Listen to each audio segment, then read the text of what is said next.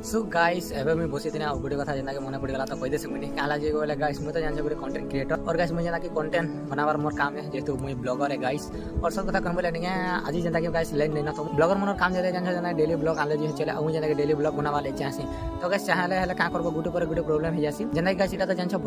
वर्षा मास टिके केने धोका पानी गले तो लाइन काट से इटा सब बड़ा का जाने छ तो टाउन एरिया के कम आ हमरा गांव वाले एरिया तो ज्यादातर जेना के लाइन काटी देसी तो सेतिले बोली के प्रॉब्लम जेना के हे जे काले जे बोले गाइस मोर मोबाइल एबे मिनिमम 17 ରୁ 18% अच्छे तो मैं काना ब्लॉग बनावे नहीं बोली ना